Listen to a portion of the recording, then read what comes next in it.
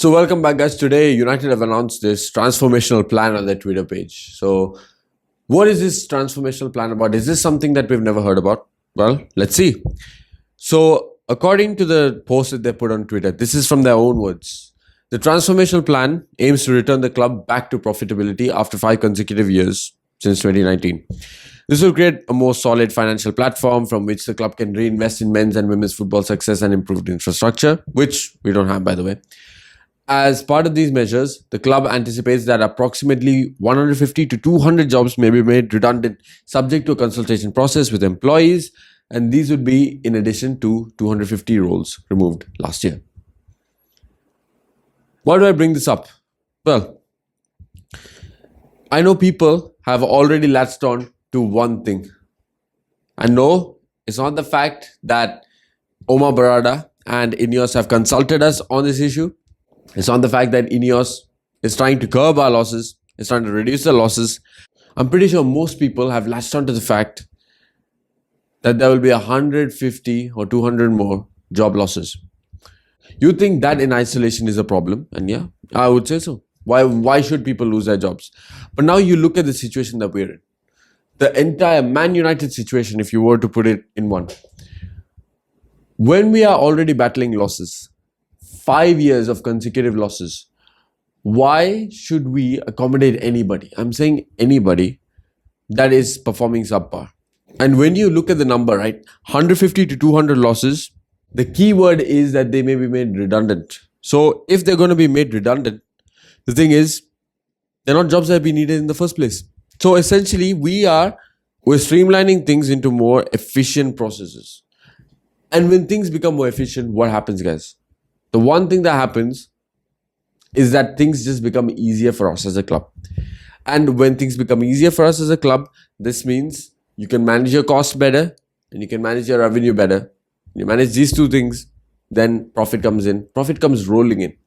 So my question to you is, do you care about making transfers? Do you want to really be that big club? Do you want to compete on the big stage? Do you want to compete in the Premier League? You want to compete in the Champions League? You want to win the treble one day again? Or are you concerned about 200 jobs, which are redundant, by the way? And if things are being made better, I don't know why people put emotion into this. I know some people who think it's morally incorrect to remove 150 or 200 people from their jobs, and the fact that this process keeps continuing. All I want you to do is stop being the employee himself. Look at it from Ratcliffe's situation. So he has this entire club on his back. Let's think about what if Ratcliffe goes bankrupt? Hypothetically, that he goes bankrupt, all his assets are lost. Are we really going to feel bad for the billionaire? Probably not. Most people are not. And in that case, why are we putting it all on INEOS? The fact that they are trying to curb costs and the fact that they are, well, it's not being successful yet. Why? Because of the damage the Glazers have done. All I'm saying is, guys, don't put the blame of the Glazers on INEOS, which is a mistake I'm seeing all our fans make. They are dumping all the Glazer debt and the Glazer hate on INEOS. Yes, have they been flawless? No, they haven't. Because they made some stupid transfer mistakes. We all agree with that. And they signed Dan Ashworth. But guess what? More often than not, they are correcting their mistakes. And you could say this is them trying to correct the mistakes that the Glazers made. Yet some people would be willing to blame them. And this does not make sense, guys. When we talk about transformational plan, it's not just this plan that they've announced. We also need to talk about the transformation that's needed on the training ground. So this would mean what? I'm talking about injuries, guys. Can we be real? These kind of injuries, the kind of injuries that we've seen in the last 2-3 years at our club, that's not normal. So whether that was Ten Hag, whether that's now Amorim, them two have to be blamed strongly. Why? Because it's this intensity approach. You know, they go for this high intensity gung-ho approach and they want to make these players runners. This is the mistake I've seen, especially Ruben Amorim do now. They're trying to make these players runners when they're not. And you know what happens when you try to push a person past their limit, well past their limit? They break down. And surprise, surprise, now most of our main players are injured or have been injured for large parts of the season. talking about Aman, I'm talking about Kobe, talking about De Ligt when he was off, I'm talking about Lenny Oro. And you'd think it'd get better. But then you look at it, yeah. In the last week itself, even Ugarte was injured, and even Mazraoui is tentative of how long he might be injured. Even if it's a week.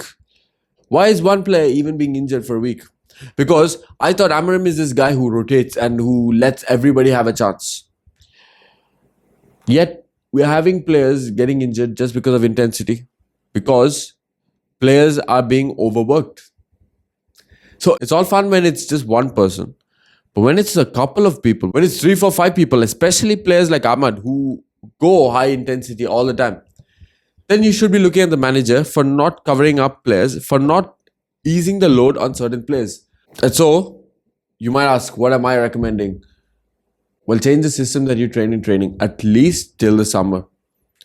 If he sees the summer, that is, then you can reevaluate everything in the summer. Because the way that we're going right now, it's not like we're winning every game. It's not like we're winning 75% of our games. It's not even like we're winning 50% of our games. So, Amorim has to look at himself. He has to reevaluate so much. And one of the things I would say is his high intensity in training, you know what, ease up on that. Because these players are just not built for that, you could say. And Amorim is not learning. These are the small things why, in my last video, I said I was Amorim out. Because he is not catching the fact that some of these players are not suited to certain systems. So, I'm not saying completely change your philosophy. All I'm saying is adapt accordingly, which even I did not think we should have done at first. But now looking at it more and more, we have to adapt because just results based, this is looking like one of the worst managers in our history. But whether that's a transformational plan upstairs, whether that's one downstairs, things need to change. Otherwise, we're going to stay in the same place. Anybody who's resisting these changes, all I can say is you just don't want the club to grow. The only way things change are if things change. So, hopefully, we get our club back and I'll see you all tomorrow.